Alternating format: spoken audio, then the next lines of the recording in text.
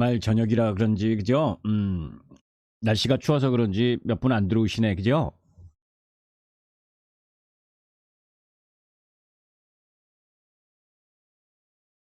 그러면 이제 간단하게 한 3, 40분만 하고 마감을 할게요. 아셨죠? 내일 아침에도 또 이야기를 할 거고. 일단 미국 시장은 다우지수가 0.15%, 나스닥이 0.35%, 그죠? S&P는 0.36% 하락을 한 부분이고, 그러니까 혼조권으로 마감을 했다라고 보시면 돼. 그래서 전체적으로 빅테크 관련주들이 1% 내외에 오르고, 미국 시장은 선물 옵션 만기였고, 그죠? 그래서 전체적으로는 뭐 혼조권 양상에서 마감을 한 모습이고, 그 마감을 한 상황 속에서 이제 나스닥 보게 되면 좀 숨고르기를 했지. 다우지수도 숨고르기를 했고, 독일 시장은 또 뭐 음봉인데 크게 움직이지 않는 상황이고, 유로 시장 전반적으로. 그래서 미국 시장은 그냥 뭐 혼조권에 마감을 했다라고 보시면 돼. 근데 이제 오늘은 뭐 그런 얘기를 하기보다 뭐몇 가지 주말 동안에 나온 주요 뉴스하고 다음 주, 그러니까 이번 주 주간 중시 주요 일정에 대해서 이야기를 하게 되면 음, 이번 주에는 뭐 사실 특별한 이야기는 없어요. 그리고 지금 보시면 이제 12월 19일 날 한국금통위원회 이사락 공개를 하고, 그죠? 그 다음 20일에는 19일 날 이제 미국의 11월 주택권 주커가 뭐 주택 창고 건수가 나오는데 뭐 그렇게 크게 영향을 받을 흐름은 아니고, 그 다음 20일에는 수요일 날에는 일본 11월 무역 수지. 이제 미국 일본은 지금 통화 정책을 좀 변화시키려고 하는 움직임이 나오고 있기 때문에 다른 시장에 비해서 조금 고점에서 흔들리고 있는 중이고, 거기에 이제 21일 날 미국의 11월 기준 주택 매매나 컨퍼런스 소비자 기대 지수가 나오는 상황이고, 그죠? 거기에 이제 22일 금요일 날 미국 11월 PCE 물가 지수하고 근원 PCE 물가 지수, 뭐 소비자 물가 지수나 생산자 물가 지수가 하락하면서 양호하게 나왔던 걸로 보면 요 지표 상황 부분에 있어서는 크게 문제가 될 상황은 아니다라고 봐. 무슨 얘기인지 아시지? 그래서 금주에는 그 미국 시장에서 미국 시장이나 우리 시장이나 이제 크리스마스 주간으로 들어가잖아, 그죠? 그런데 사실 증시는 뭐 산타렐리니 뭐니 뭐 이름을 갖다 붙이긴 하지만 실질적으로 보면 음, 이번 주부터 다음 주까지는 시장이 크게 그러니까 다음 주에서 그 다음 주, 그죠? 이번 주 말고 다음 주에서 그 다음 주 부분 이제 25일에서 올해는 이제 28일 날 그 뭡니까? 폐장하잖아, 그죠?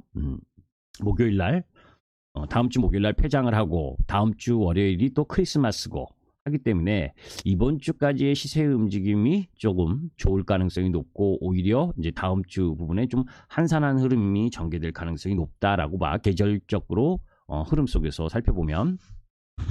이제 그런데 지금 두 가지 중요한 뉴스가 나왔어요. 뭐냐면 이제 그 뉴스 라인들을 보게 되면 올려놓은 뉴스는 여러분들이 보시면 되고, 그죠? 뭐 금요일에도 이야기를 했지만 제가 미국 국채 금리가 이제 소폭 반등할 타이밍에 놓여 있다 그랬잖아요, 그죠? 거기에 이제 미국 증시가 숨고르기를 했는데 윌리엄스 연방은행 총재가 금리 인하 시기상조다, 뭐 그 이야기 정도가 미국 시장을 움직이면서 금리에 민감한 부동산과 유틸리티 섹터가 좀 약세를 보인 부분인데, 미국 시장의 이 트리플 워칭데이, 쿼드러블 워칭데이 이 부분이 잘 지나갔다라고 보시면 되는데, 거기에 이제 뭐 관련 뉴스 부분에 있어서 9개 증권사 5천억 채권 손실 돌려막기했다 뭐 이런 이야기도 있고, 그만큼 이제 기관 증권사들이나 이쪽이 모럴 해저드 이 부분에 대한 이야기가 있고, 뭐 관련 기사 살펴보시면 되고, 그리고 중국의 방첩기관이 경제세태 언급 경계령, 그러니까 중국 경기 안 좋다 이런 얘기하는 거, 그런 뉴스나 기사 내용을 사전에 봉쇄한다라는 이야기, 그리고 중국 경기지표 반등에도 불구하고 부동산 그리고 디플레이 우려는 여전하다, 요 얘기가 나온 부분 정도고, 그런 가운데에서 이제 연말에 요 부분이 조금 이제 중요한 내용 중에 하나야. 아직은 뭐 시장 전반에 크게 영향을 미치고 있지는 않지만 이 예멘 후티 반군이 어, 뭐 드론 공격하고 뭐 하면서 이 전 세계 화물선의 30% 운항을 책임져주는 이 수에즈 운하 요쪽, 그죠?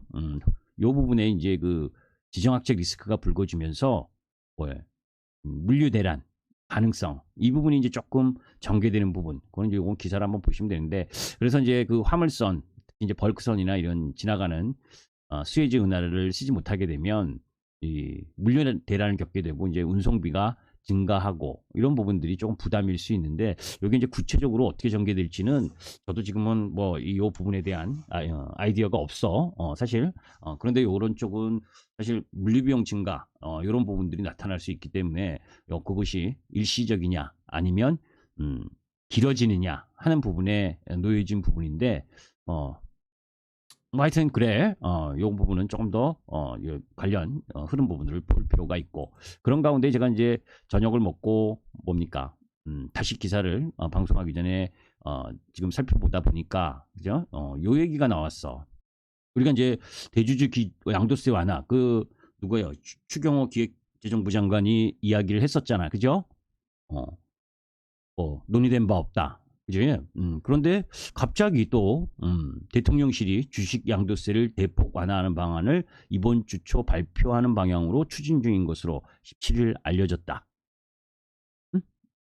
대통령실과 정부는 주식 양도세 과세 대상인 대주주 기준을 상향하는 방안을 검토 중이라고 대통령실 관계자가 전했는데 50억 원을 올리는 쪽으로 가닥이 잡힌 것으로 전해졌다. 제가 이제 처음에 대주주 양도세 이야기가 나왔을 때 여러분들께 이제 이야기한 내용이 대통령 공약 사항이고 그리고 또 해마다 이렇게 반복되는 부분에 있어서 지금 10억 원 부분은 이 대주주 분류 부분에 있어서 너무 낮은 기준이다. 좀 올려도 된다라는 이야기를 했고 그게 국무회의에서 대통령 야당의 국회 동의나 이런 부분이 없이 국무회의 의결을 거쳐서 시행 가능한 거기 때문에 의지만 있다면 될 수 있다고 봤는데 갑자기 그 추경호 기획재정부 장관이 논의된 바 없다 해서 물 건너가는 쪽으로 봤잖아. 그죠? 실질적으로 그 수혜를 하려면 사실 지난주에 해야 효과가 제대로 있을 수 있는 건데. 그죠? 연말 다 돼가지고 이제 이 과세 대상에 대해서 부담을 느끼는 사람들이 이 지금 시장 반등하는 타이밍에서 매도를 할 수밖에 없는 그런 흐름 부분에 일정 정도 간 건데 요게 이제 진짜로 타이밍상으로는 크리스마스 전인 이번 주 주초에 결정이 나지 않으면 이번 주초에 결정이 나지 않으면 연말 다 돼서 해보니 효과가 있겠습니까 올해. 그죠?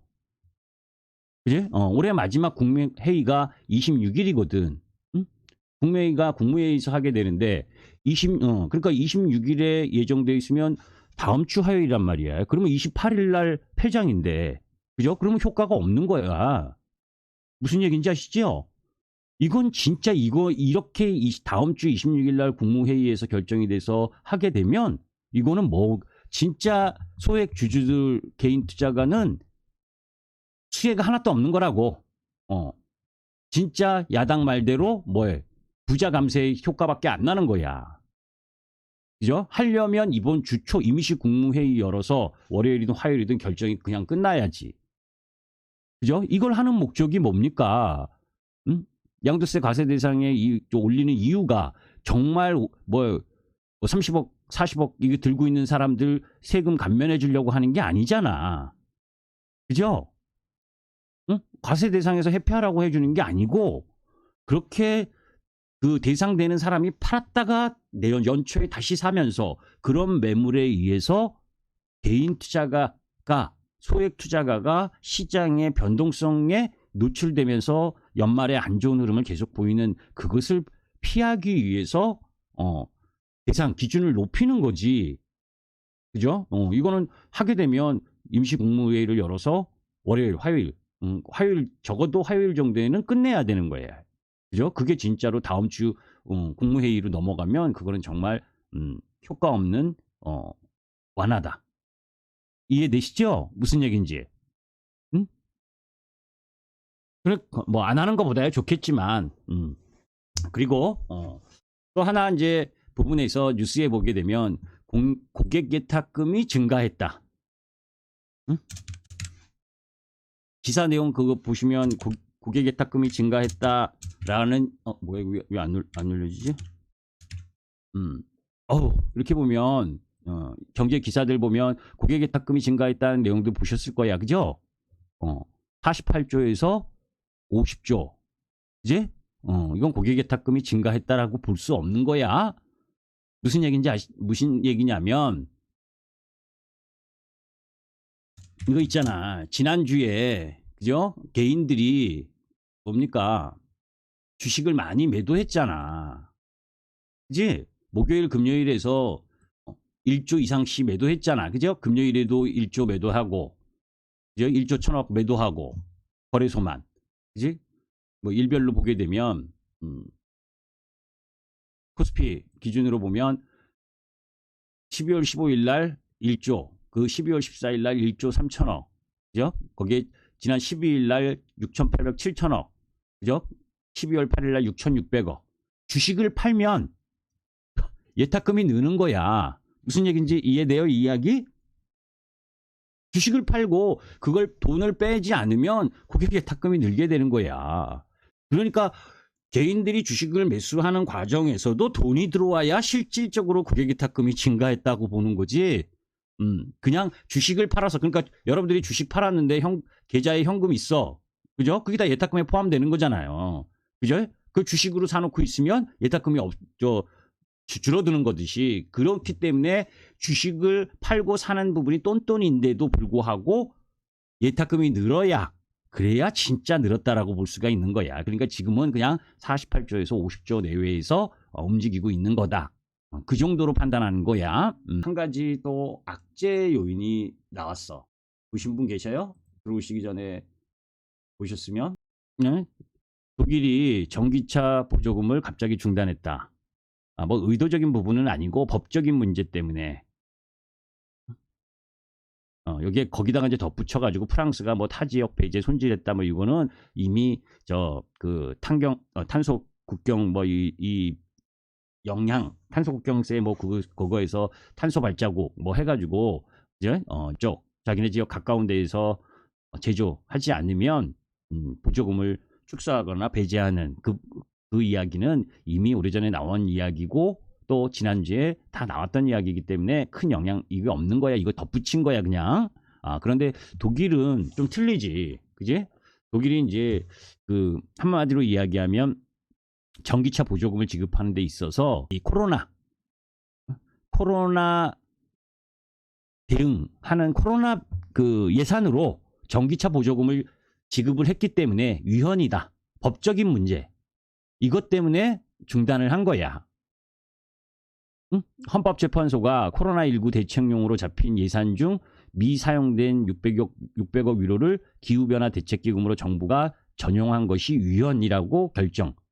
그래서 갑작스럽게 중단이 된 거다. 요거는 이제 독일과 프랑스는 사실 EU 내에서 독일이 1위, 그리고 프랑스가 2위 자동차 시장이잖아. 그죠? 그런데 프랑스 이야기는 이미 시장에 알려졌던 내용이고, 독일이 뭐 그렇지 않아도 보조금을 조금씩 줄이고 있었지. 그죠? 올해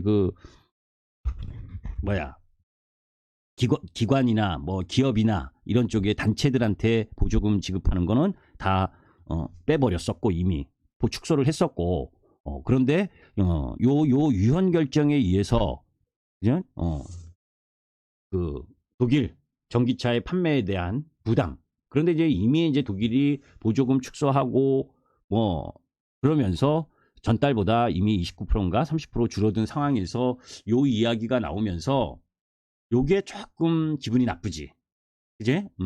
우리 이제 2차 전지를 들고 있는 입장에선 전기차 보조금 요게 이제 축소했다는 건 갑자기 이제 나온 뉴스인데, 요 부분은 조금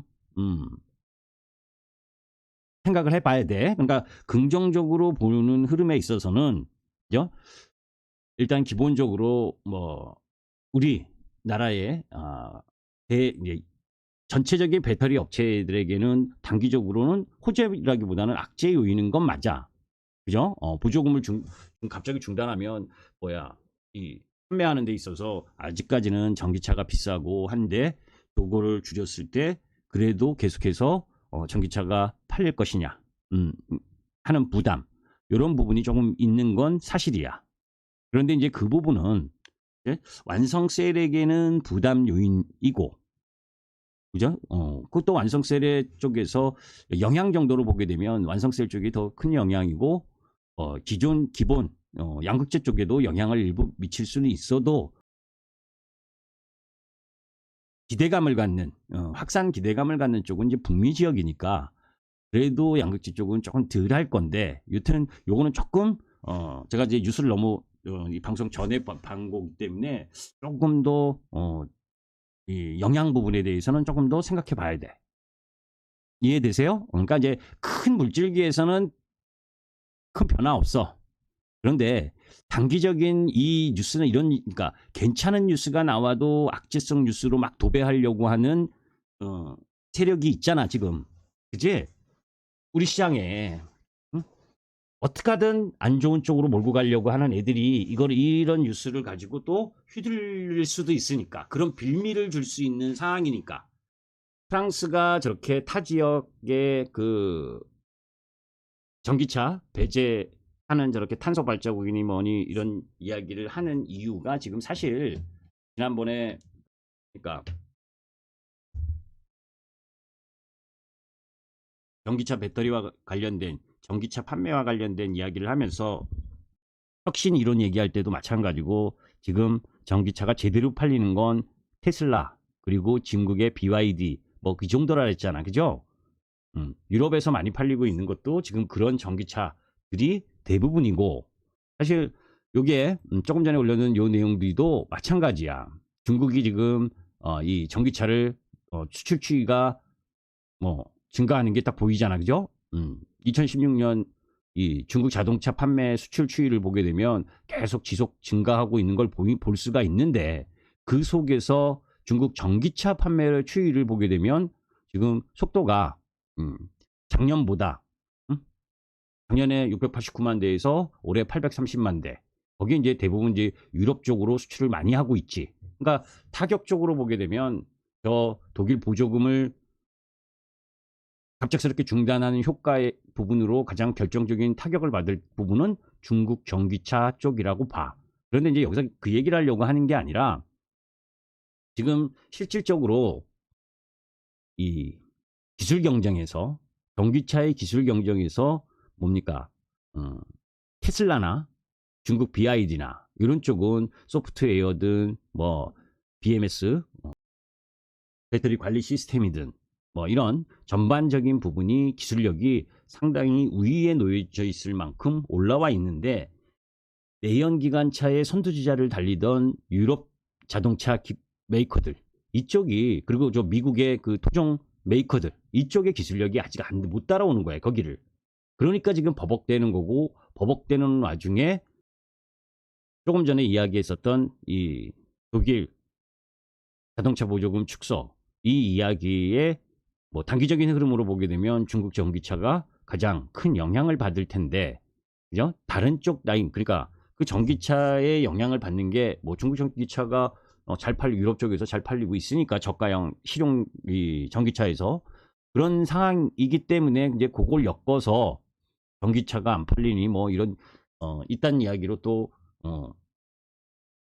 단기 시세를 조종할 수 있는 그런 빌미를 제공해줄까 하는 부담은 좀 있는 건 사실인데, 그런데 아까 이야기했었던 우리 시장에 이제 밑에 이제 브랜드, 중국 승용차 브랜드 점유율도 여러분들 한번 읽어보시고, 그래서 이제 뭐 그거 다 이야기하기보다 궁극적으로 시장에서 생각하고 있는 방향 흐름으로 보게 되면, 지난주까지 흐름으로 보게 되면 더 올라가야 될 수급이나 흐름, 뭐 전체적인 흐름이 진행된 건 분명해.